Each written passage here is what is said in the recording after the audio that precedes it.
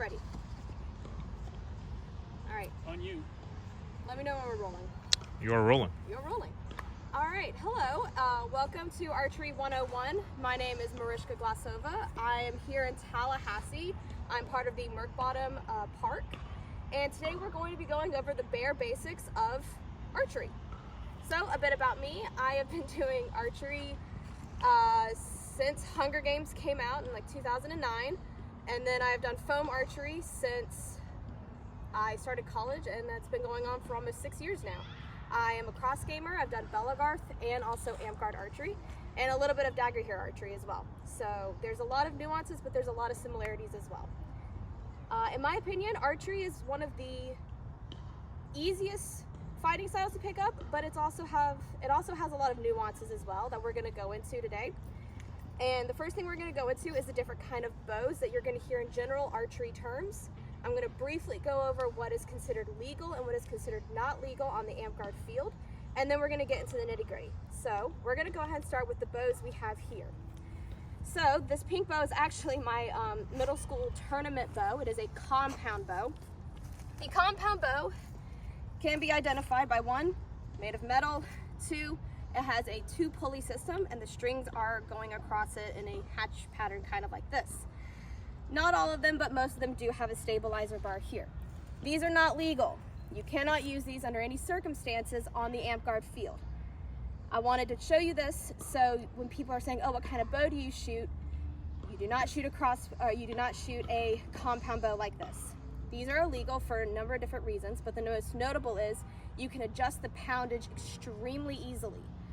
This bow is a 45-pound bow, but when I draw it back, it is very easy. So it feels like I'm pulling back a 25-pound bow. The poundage directly impacts the distance an arrow will fly, as well as the impact force. And because it can be so easily adjusted, these are not legal, but they are pretty. The most common bow you'll see on an Amp-Guard field is the recurve. I have 2 recurve bows here to show you guys. This one is upside down, pardon me for a moment. My blue one here, I know it's dark but you can't quite see, but this is my blue one. My blue one is a 20-pound recurve bow. It's one of the lighter ones that you'll see on the field and is a great beginner bow. I got mine on Amazon, and it has lasted through Belagarth and Amp-Guard for almost 3 years now. I've not had any issues. The string has stayed intact and everything's good. If you're just starting out, I recommend getting a 20-pound bow just because it's a lot easier to learn on and then you can upgrade. This is my current bow. It is a 35-pound bow. It is a beautiful red bow. I also got this on Amazon. And it is the maximum you can use on the field. And what do I mean by maximum? It's the maximum draw. Anything beyond 35 pounds is illegal because it can actually seriously injure somebody if something were to go wrong. So, max you can go is 35. I recommend getting this after you've had at least 6 months to a year of experience shooting a bow. So, now we're going to get into the actual specifics of a bow. The most important thing, in my opinion, relating to accuracy is the grip. There's a couple of different ways you can grip the bowstring, but I want to talk about gripping the bow first. A lot of archery is physics and geometry and a whole bunch of mathematical stuff that I don't personally know the specifics on, but I can explain it easily. When I pull the string back, I'm pulling the bow back in the same way. I can let physics work in my favor, and notice how my hand is open. I'm not gripping the life out of the bow. I'm not strangling it. I'm holding it right in between my index finger and my thumb, and that nice curve there. If you let physics work in your favor, you don't have to expend a lot of extra energy gripping the bow. Not only that, it leads to having tension in your arm, and if you were to fall or pop yourself with a bowstring, it can lead to injury, and that's not good. So when I'm gripping, I usually use 2 or 3 fingers to pull the bow back. I balance it nice and even in my hand, and I pull it for a full draw to my cheek. Now, the most common injury you will find is if you hyperflex your arm. When I hyperflex my arm, I have this part of my arm that sticks out part of my elbow. This is a very sensitive part of the human body. It hurts like the devil, no pun intended, when you hit it with a bowstring, especially if you hit it with a 35-pound bow. So how do you prevent this? You apply a slight curve, a C or an A, whatever shape you want to, imagine there. You apply a slight curve to your arm. So when you're firing, I'm going to turn this way so you can kind of see it. You see that there is a slight bend in my arm. When the bowstring flies to shoot the arrow out, the bowstring is going to go in an uninterrupted path. If I'm hyperflexing my arm, the bowstring will drag directly across it and catch a lot of my skin, and it hurts. It can lead, if you don't protect yourself by wearing a bracer or mentally fix your arm posture, it can lead to intense scarification. There was a guy, when I was first starting out, he had to have several tendons surgically replaced because of his high-power bow, and he kept popping himself in the arm. So, we want to avoid that at all costs. So, those are the biggest safety issues regarding shooting a bow and how you can injure yourself. You can injure it by gripping too hard, causing tension, and if you fall, you can risk injury, and also by hitting your arm here. Now, the second most important part of firing is distance. And if I could have a volunteer real quick, please. Thank you. Robin?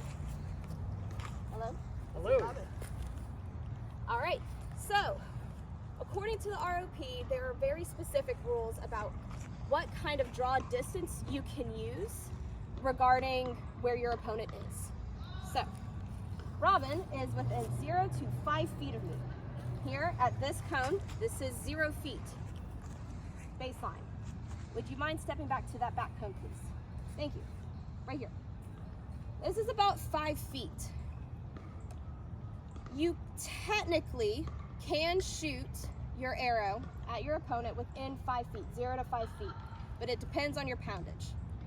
ROP says that you have to do less than half draw. Now, what is less than half draw? Less than half draw is barely pulling the string back. I'll do that again just so y'all can see. I'm barely pulling it back. This is about half draw. Now, notice I'm using my 35-pound bow here. Me personally, I would not shoot Robin at this distance. I would either drop my weapon and pick up a sword and shield, or run. Usually run.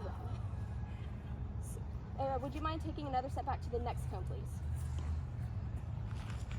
All right, this is about 10 feet away. Is it 20? Sorry, correction, it is 20 feet away.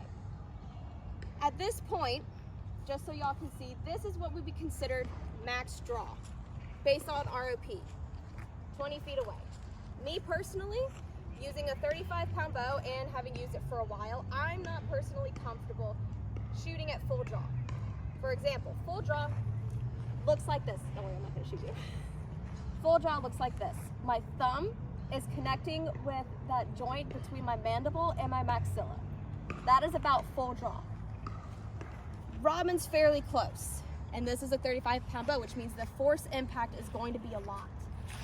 So I'm probably going to go half draw on this. Notice how my hand is just right in front of my face.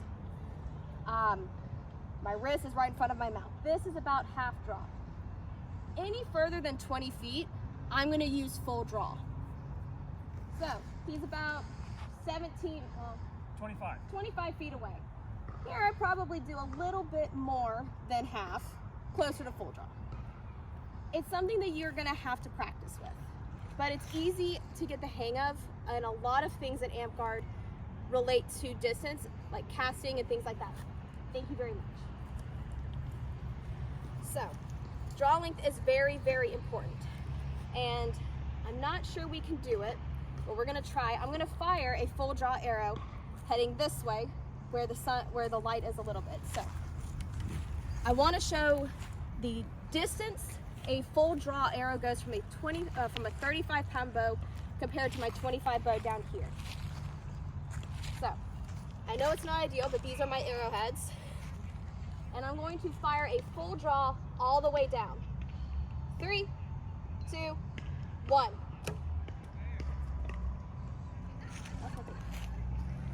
Robin is all the way down where that arrow was collected. Thank you.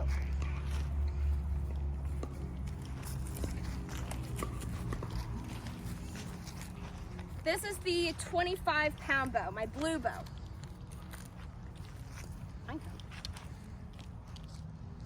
I'm gonna do the same thing with full draw. 3, 2, 1.